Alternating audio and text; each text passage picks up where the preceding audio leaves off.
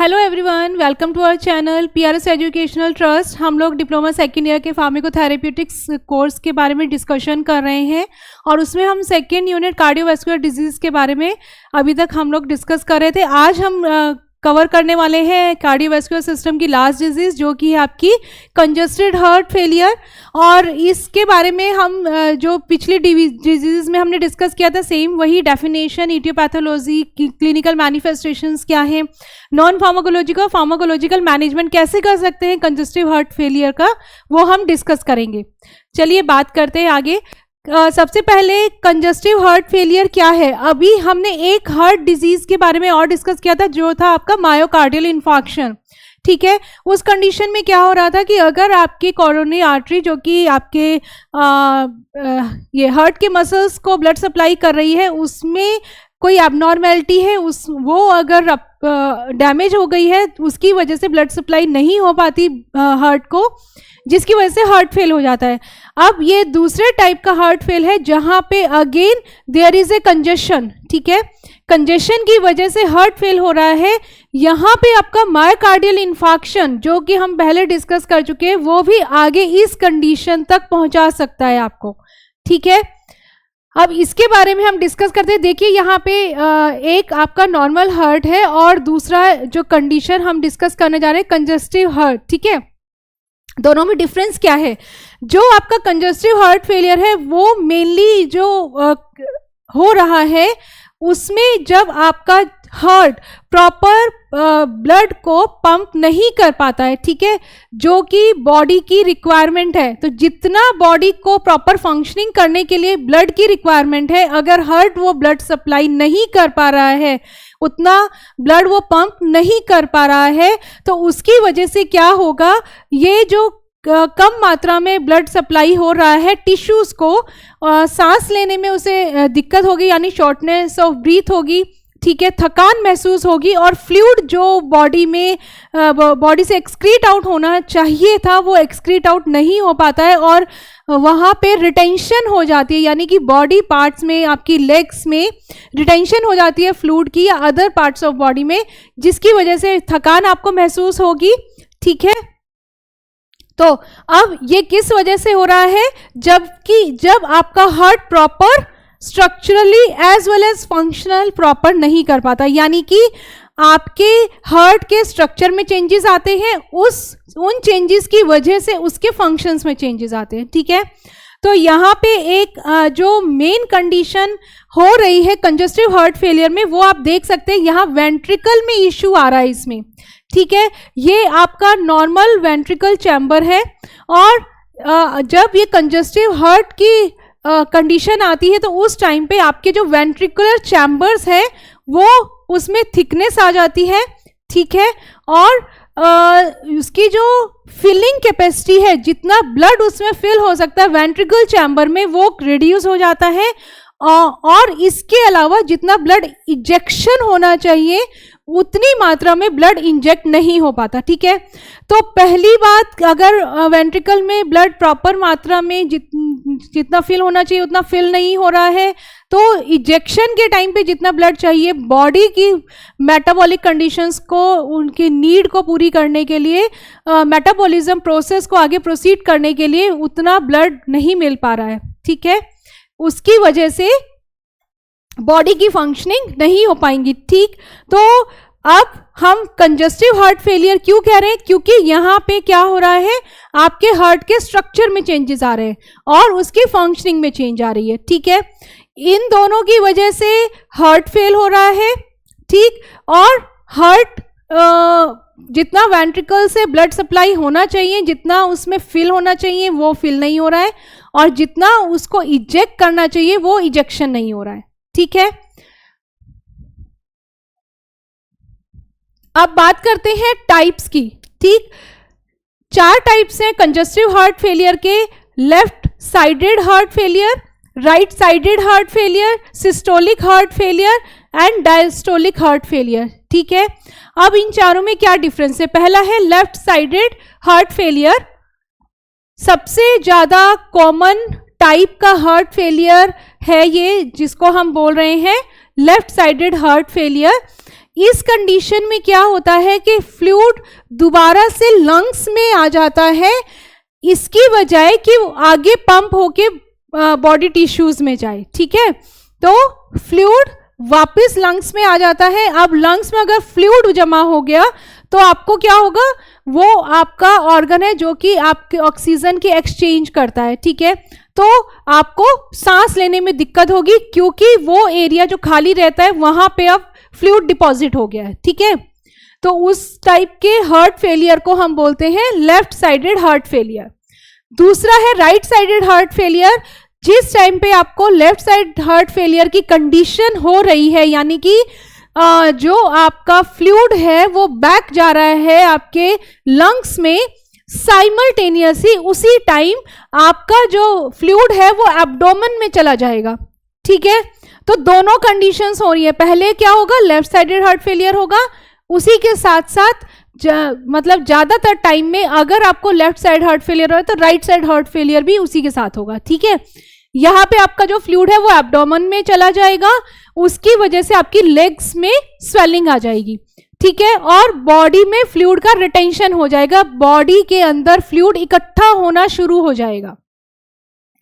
तीसरा टाइप का heart failure है सिस्टोलिक। ठीक है, जब आपके हार्ट के वेंट्रिकल्स प्रॉपर कॉन्ट्रैक्ट नहीं हो पाते, जितना कॉन्ट्रैक्ट उन्हें होना है, तो उस तरह की प्रॉब्लम जो पंपिंग में आती है, ठीक है, कॉन्ट्रैक्ट नहीं कर पा रहे, अगर वो कॉन्ट्रैक्ट नहीं करेगा तो ब्लड आगे वो पंप नहीं होगा। ठीक है, तो पंप ना होने का कारण ये है कि आपका जो हार्ट का लेफ्ट वेंट्रिकल है वो कॉन्ट्रैक्ट नहीं हो पाता जितनी फोर्स से उसको कॉन्ट्रैक्ट होना चाहिए। ठीक है, उसकी वजह से हार्ट फेल हो जाता है और उस टाइप को हम बोलते हैं सिस्टोलिक हार्ट फेलियर। चौथा टाइप है आपका डायस्टोलिक हार्ट फेलियर। अब ये किस वजह से हो रहा है, जब आपका लेफ्ट वेंट्रिकल रिलैक्स नहीं हो पा रहा है। ठीक है, आपने देखा है कि जब ब्लड हार्ट वर्क करता है तो उसमें दो फेजेस होते हैं, एक कॉन्ट्रैक्शन का और एक रिलैक्सेशन का। ठीक है, पहले वो कॉन्ट्रैक्ट करता है फिर रिलैक्स होता है। कॉन्ट्रैक्ट के जब सिचुएशन आती है तो हार्ट ब्लड को पंप करता है और वो आगे बॉडी टिश्यूज में जाता है। जब रिलैक्सेशन का फेज आता है तो आपके जो वेंट्रिकल्स है दोबारा से वो फिल होते हैं ब्लड से और फिर आपका जो वेंट्रिकल है रेडी हो जाते हैं फिर से पंप करने के लिए। ठीक है, तो सिस्टोलिक हार्ट फेलियर तब होगा जब आपके वेंट्रिकल्स पूरी फोर्स से विग्रसली वो कॉन्ट्रैक्ट नहीं हो पाएंगे और उसकी वजह से क्या होगा, ब्लड पंप नहीं होगा। ठीक है, डायस्टोलिक हार्ट फेलियर तब होगा जब आपके जो वेंट्रिकल्स हैं वो रिलैक्स नहीं हो पाएंगे या फिर वो पूरे तरीके से फिल नहीं हो पाएंगे ब्लड से, तो उस टाइम पे उस कंडीशन को हम बोलेंगे डायस्टोलिक हार्ट फेलियर। ठीक है, तो इसकी वजह से क्या होगा, फिलिंग प्रॉब्लम, आपके वेंट्रिकल्स फिल ही नहीं हो पाएंगे जिसकी वजह से वो प्रचुर मात्रा में रक्त को आगे टिश्यूज तक पहुंचा पाए। ठीक है, तो कंजस्टिव हार्ट फेलियर के 4 टाइप है। पहला लेफ्ट साइडेड, जिसमें कि आपका जो फ्लूइड है वो लंग्स में वापस पहुंच रहा है। दूसरा है राइट साइडेड, लेफ्ट साइडेड के साथ में ही ये कंडीशन होती है ज्यादातर केसेस में, और यहाँ पे फ्लूइड एब्डोमेन में वापस आ जाता है। ठीक है, जिससे कि फर्दर स्वेलिंग हो जाती है। तीसरा है सिस्टोलिक, जब वेंट्रिकल्स कॉन्ट्रैक्ट नहीं कर पाएंगे तो पंपिंग प्रॉब्लम आएगी। चौथा है डायस्टोलिक, जब आपका जो वेंट्रिकल्स है वो प्रॉपरली फिल नहीं हो पाएंगे या वो रिलैक्स नहीं हो पाएगा तो उसकी वजह से फिलिंग प्रॉब्लम होगी। ठीक है, अब नेक्स्ट हमारा है इटियोपैथोजेनेसिस।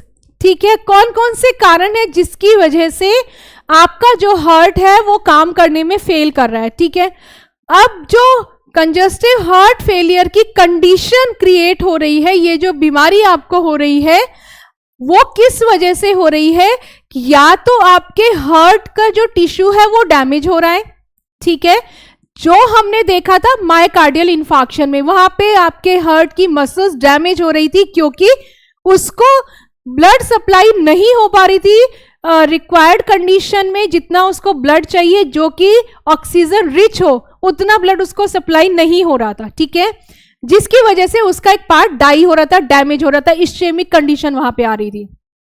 या तो वो कारण हो सकता है हार्ट फेल का, और दूसरा कारण ये हो सकता है कि अगर आपका हार्ट ओवरलोड हो जाए, ठीक है, हर एक की काम करने की अपनी कैपेसिटी है, तो अगर वो अपनी कैपेसिटी से काम करता है तो एक वर्क फ्लो चलता रहता है, ठीक है। यहाँ पे आपका हार्ट ओवरबर्डन हो रहा है, यानी कि जितनी एक्टिविटी वो कर सकता है उससे ज्यादा उसके ऊपर बर्डन आ रहा है एक्टिविटी करने का, तो फाइनली वो क्या होता है, एक टाइम के बाद उस कंडीशन को नहीं झेल पाता और वो फेल हो जाता है, ठीक। अब इसमें दो कंडीशंस हैं, दो फॉर्म्स हैं जिसकी वजह से ये कंडीशन हो रही है। पहली है आपकी सिस्टोलिक हार्ट फेलियर, ठीक है। सिस्टोलिक हार्ट फेलियर में अभी मैंने आपको बताया कि वो कंडीशन जहां पे वेंट्रिकल्स कॉन्ट्रैक्ट नहीं हो पा रहे हैं और वो ब्लड को पंप नहीं कर पा रहे हैं, ठीक है, वो कंडीशन जो होगी वो सिस्टोलिक हार्ट फेलियर होगी। तो हार्ट की एबिलिटी कॉन्ट्रैक्ट करने की और ब्लड को पंप करने की जब रिड्यूस हो जाती है, ठीक है, अब उसकी वजह से क्या होगा, लो इजेक्शन फ्रैक्शन, जितना ब्लड इजेक्ट होना चाहिए था हार्ट के द्वारा जो कि आगे टिश्यूज तक पहुंचे जिससे कि उनकी नॉर्मल फंक्शनिंग चल सके, उतना ब्लड वेंट्रिकल नहीं दे पा रहे हैं, उतना सप्लाई नहीं कर पा रहे हैं, उतना पंप वेंट्रिकल्स नहीं कर पा रहे हैं, ठीक है। तो उस कंडीशन को हम बोल रहे हैं सिस्टोलिक हार्ट फेलियर। अब ये किस वजह से हो सकता है, इश्केमिक हार्ट डिजीज जो कि हम पहले पढ़ चुके हैं, जिसको मायोकार्डियल इन्फार्क्शन भी बोलते हैं, ठीक है। और दूसरा इसका कारण हो सकता है डायलेटेड कार्डियोमायोपैथी। इसमें क्या हो रहा है कि आपके जो वेंट्रिकल्स हैं वो साइज में इंक्रीज हो जाते हैं, डायलेट हो जाते हैं, और जिसकी वजह से वो कॉन्ट्रैक्ट नहीं कर पाते हैं, ठीक है। तो हाँ, मेन वही कारण है कि आपके जो वेंट्रिकल्स हैं वो कॉन्ट्रैक्ट नहीं हो पाएंगे और ब्लड पंप नहीं कर पाएंगे, ठीक है। तो या तो आपके हार्ट की मसल डैमेज हो गई है या फिर आपके वेंट्रिकल्स डायलेट हो गए हैं, एनलार्ज हो गए हैं साइज में, जिसकी वजह से वो कॉन्ट्रैक्ट नहीं कर पा रहे। दो कंडीशन इसमें हो सकती हैं। दूसरा है डायस्टोलिक हार्ट फेलियर, जहां पे जो हार्ट के वेंट्रिकल्स थे वो रिलैक्स कर रहे थे और फिलिंग हो रही थी उनकी दोबारा ब्लड से, वो नहीं हो पा रहा है, ठीक है। इन स्पाइट ऑफ दैट कि नॉर्मल इजेक्शन फ्रैक्शन है, मतलब कि जितना इजेक्ट उसको करना चाहिए उतना फ्रैक्शन है, इजेक्ट हो रहा है नॉर्मल, लेकिन जो रीफिलिंग उसकी वेंट्रिकल्स की हो रही है वो रीफिलिंग नहीं हो पा रही है, ठीक। अब इसके कारण क्या है, हाइपरटेंसिव हार्ट डिजीज। हाइपरटेंशन की कंडीशन आपको पता है, हम लोग डिस्कस कर चुके हैं। जब आपकी ब्लड वेसल्स पे ब्लड के द्वारा जो प्रेशर लगाया जा रहा है वो प्रेशर बहुत ज्यादा इंक्रीज हो जाएगा, उस कंडीशन को हाइपरटेंशन बोलते हैं। और ये कंडीशन जब और ज्यादा बढ़ जाएगी तो वो जाके हार्ट डिजीज में कन्वर्ट हो जाएगी, ठीक है। यानी कि हार्ट डिजीज जो कि हाइपरटेंशन की कंडीशन की वजह से क्रिएटेड है वो है आपकी हाइपरटेंसिव हार्ट डिजीज। या लेफ्ट वेंट्रिकल हाइपरट्रॉफी। हाइपरट्रॉफी का मतलब होता है कि साइज में इंक्रीज करना, ठीक है। तो आपके जो वेंट्रिकल्स हैं, लेफ्ट वेंट्रिकल्स हैं, वो थिकन हो जाएंगे, थिक हो जाएंगे और एनलार्ज हो जाएंगे, यानी कि साइज इंक्रीज हो जाएगा। दोनों ही कंडीशंस में क्या हो रहा है कि जो फिलिंग होनी चाहिए थी वो फिलिंग नहीं हो रही है और फिर उतना वो इजेक्शन नहीं कर पाएगा। इसके अलावा और भी कारण हो सकते हैं, उसमें क्या क्या है, पहला हाइपरटेंशन जो कि आपके हार्ट का आफ्टर लोड इंक्रीज करता है और ये लेफ्ट वेंट्रिकल की हाइपरट्रॉफी के लिए भी एक कारक हो सकता है, ठीक है। दूसरा है कोरोनरी आर्टरी डिजीज, इसके बारे में भी हम काफी बार डिस्कस कर चुके हैं। वो आर्टरी जो कि हार्ट को ब्लड सप्लाई कर रही है, वो ब्लड जो कि ऑक्सीजन रिच है, जिसकी वजह से हार्ट अपनी नॉर्मल फंक्शनिंग कर सके, उस आर्टरी में जब उसमें वो डैमेज होने लगेगी, ब्लड फ्लो कम होने लगेगा, तो क्या हो जाएगा, वो मायोकार्डियम यानी कि हार्ट की जो लाइनिंग है, उसकी जो कवरिंग है, उसकी जो मसल्स हैं, उसको प्रॉपर ब्लड सप्लाई नहीं हो पाएगी और वो डैमेज होने लगेगा, इश्केमिया की कंडीशन आ जाएगी, यानी कि डेड होने लगेगा वो टिश्यू, ठीक है। Then third is your arrhythmias, ठीक है।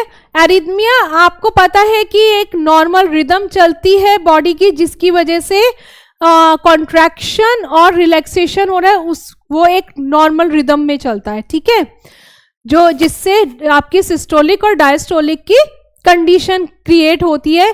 तो जब वो रिदम आपके हार्ट की पंपिंग का वो बिगड़ने लग जाता है, ठीक है, उसकी वजह से भी आपके हार्ट की जो पंपिंग एफिशिएंसी है वो कम होने लगती है।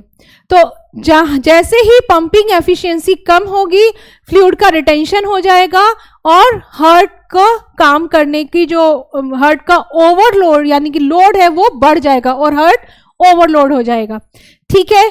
एक और इसका कारण हो सकता है क्रोनिक लंग डिजीज। अब इसमें क्या होता है कि राइट साइडेड का जो हार्ट है वो फेल कर जाता है, क्योंकि आपका पल्मोनरी सर्कुलेशन की वजह से आपका प्रेशर इंक्रीज हो जाता है, ठीक है। पल्मोनरी सर्कुलेशन में प्रेशर इंक्रीज हो जाता है, जिसकी वजह से आपका जो हार्ट का राइट साइड है वो फेल कर जाता है, ठीक है। दोबारा से हम देख लेते हैं। इडियोपैथोजेनेसिस में मेन कारण है सिस्टोलिक हार्ट फेलियर, जहां पे हार्ट की कॉन्ट्रैक्ट करने की एबिलिटी कम हो जाती है, जिसकी वजह से प्रॉपर ब्लड पंप नहीं हो पाता। दूसरा डायस्टोलिक, जहां पे हार्ट की एबिलिटी रिलैक्स करने की और दोबारा से फिल करने की इंपेयर हो जाती है, यानी कि वो प्रॉपर नहीं हो पाती, एबिलिटी उसकी नहीं रह जाती, जिसकी वजह से पंपिंग रीफिलिंग नहीं होगी, फिलिंग इशू है ये, ठीक है। अदर कंट्रीब्यूटिंग फैक्टर्स क्या हो सकता है? हाइपरटेंशन, जो कि आफ्टर लोड बढ़ाता है हार्ट का, और वेंट्रिकल हाइपरट्रॉफी करता है, यानी कि वेंट्रिकल्स का साइज एनलार्ज हो जाता है। कोरोनरी आर्टरी डिजीज में आपके हार्ट की मसल्स को प्रॉपर ब्लड नहीं मिल पाएगा, जिसकी वजह से इश्केमिया हो जाता है। एरिथमिया में अगर रिदम हार्ट की एबनॉर्मल हो जाए तो वो भी हार्ट की एफिशिएंसी को डिक्रीज करता है, पंपिंग एफिशिएंसी को। और अगर आपकी पल्मोनरी सर्कुलेशन का में प्रेशर इंक्रीज हो जाए, उसकी वजह से राइट साइडेड हार्ट फेलियर हो जाता है, ठीक है। तो ये है आपकी इडियोपैथोजेनेसिस कंजस्टिव हार्ट फेलियर की। हाँ, अब हम बात करते हैं क्लिनिकल मैनिफेस्टेशन। अब क्या क्या सिम्टम्स नजर आएंगे जिससे कि हम ये कह सकते हैं कि हमें कंजस्टिव हार्ट फेलियर है, ठीक है। अब जो आपके सिम्टम्स हैं वो किस पे डिपेंड कर रहे हैं कि आपकी डिजीज कंडीशन क्या है, आपका हार्ट कितना अफेक्ट हुआ है, ठीक है। और इसमें कॉमन जो है वो सबसे पहला है आपका डिस्पीनिया, ठीक है, यानी कि शॉर्टनेस ऑफ ब्रीथ। आप ये इनिशियली अगर आप कोई फिजिकल एक्टिविटी कर रहे हैं जिससे कि आप एक्सर्शन ले रहे हैं, तो उस कंडीशन में आपको शॉर्टनेस ऑफ ब्रीथ हो सकती है, ठीक है।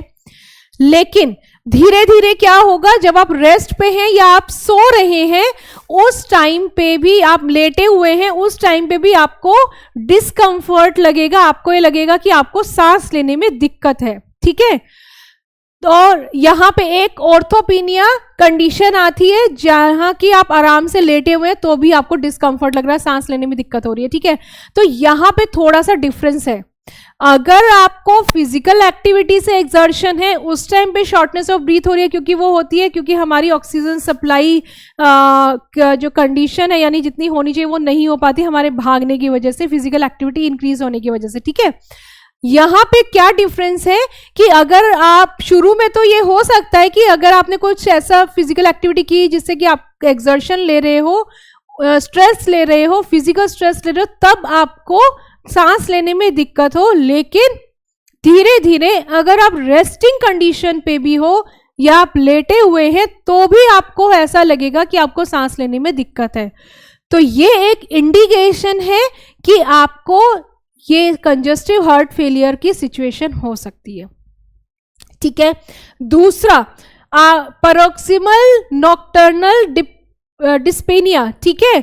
यहां पे क्या होगा, अचानक से आपको सांस लेने में दिक्कत होगी, ठीक है, सडन शॉर्टनेस ऑफ ब्रीथ, और ये रात के टाइम पे होगा और एकदम से पेशेंट सो रहा होगा तो उसकी आंख खुल जाएगी इस सफोकेशन की वजह से, ठीक है।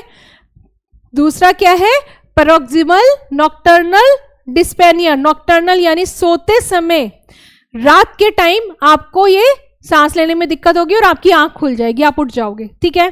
तीसरा है फटीग एंड वीकनेस। अब क्योंकि हमारा जो हार्ट है वो प्रॉपर ब्लड सप्लाई नहीं कर पा रहा है बॉडी टिश्यूज में, तो इसका मतलब ये हुआ कि आपकी जो टिश्यू है उसमें ब्लड नहीं पहुंच रहा, ठीक है।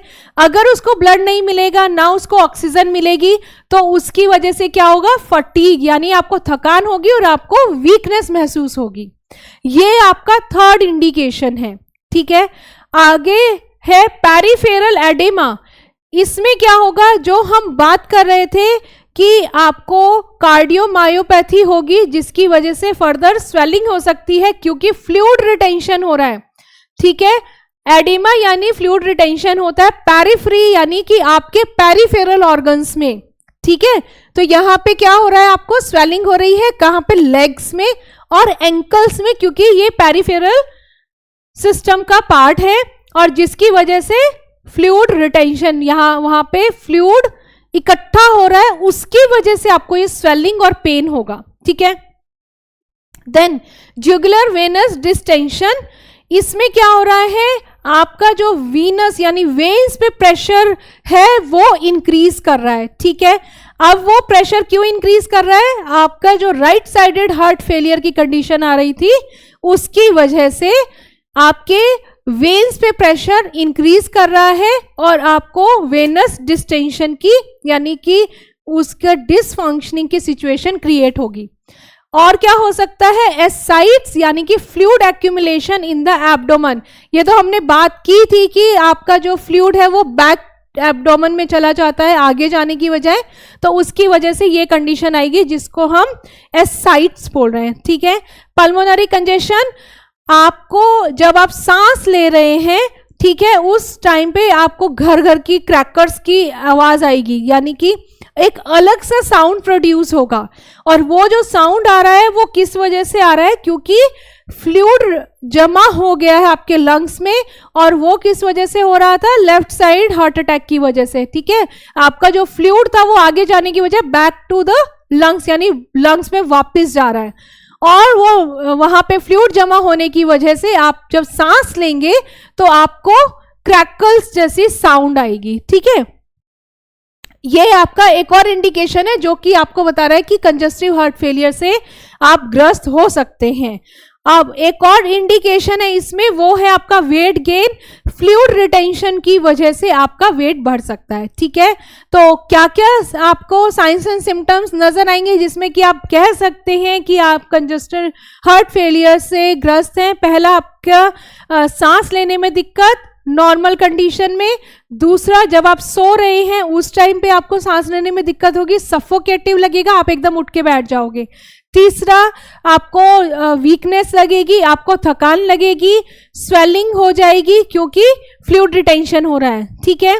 आपके वेन्स में प्रेशर इंक्रीज हो जाएगा जिसकी वजह से वेनस डिस्टेंशन हो जाएगा, एब्डोमेन में फ्लूइड इकट्ठा हो जाएगा।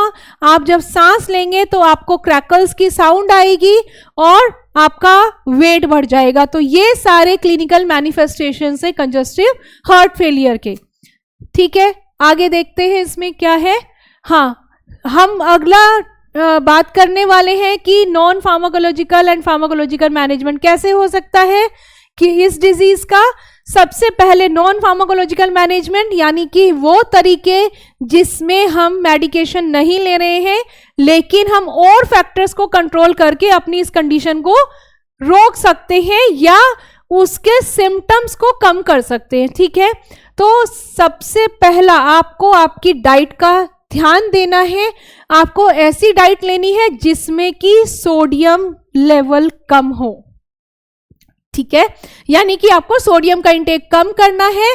आपको जो उसकी क्वांटिटी लेनी है वो लेनी है 2 to 3 ग्राम पर डे, उससे ज़्यादा आपको नहीं लेनी है, क्योंकि सोडियम का लेवल जब इंक्रीज करता है तो वो फ्लूइड रिटेंशन करेगा, फ्लूइड को रिटेन करेगा, इसीलिए आपको उसका इंटेक कम करना है। हाइपरटेंशन की स्टेट में भी हम सबसे पहले इसका सोडियम का इंटेक कम करते हैं, ठीक है, और ताकि फ्लूइड रिटेंशन कम हो। फ्लूइड रिटेंशन कम होगा तो आपके हार्ट का जो ओवरलोड है वो भी कम होगा, ठीक है। पहला तो आपका डाइटरी चेंज आ गया, दूसरा फिजिकल एक्टिविटी। अब आपको एक्सरसाइज करनी है, बट वो एक्सरसाइज कंट्रोल्ड वे में होनी चाहिए। सिंपल वॉकिंग कर सकते हैं, ब्रिस्क वॉकिंग कर सकते हैं, साइकिलिंग कर सकते हैं, ताकि आप अपने हार्ट के हेल्थ को बढ़ा सके और उसकी टॉलरेंस पावर को इंक्रीज कर सके, यानी कि वो टॉलरेट कर सके चीज़ों को, ठीक है। वो ओवरलोड नहीं माने अपने आप को और उसकी वजह से वो फेल हो जाए, उस कंडीशन को हमें प्रिवेंट करना है। इसके लिए आप कार्डियक रिहैबिलिटेशन सेंटर को भी ज्वाइन कर सकते हैं, लेकिन आपको जो भी एक्सरसाइज बताई गई है आपको उसी तरीके से उस एक्सरसाइज को करना है, अपने तरीके से उसमें कोई चेंजेस नहीं करने हैं, क्योंकि वो आपके लिए नुकसानदेह हो सकते हैं, ठीक है।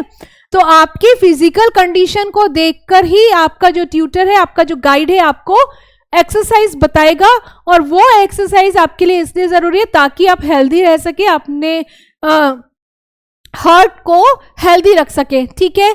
तीसरा हमारा वेट मैनेजमेंट, जो सबसे ज्यादा जरूरी है कि हमें वेट को मेंटेन करना है, जिससे कि ओवरवेट ना हो, ओबेसिटी की कंडीशन नहीं हो, और हमें ये भी चेक करते रहना है कि कहीं फ्लूइड रिटेंशन तो नहीं हो रहा है, ठीक है।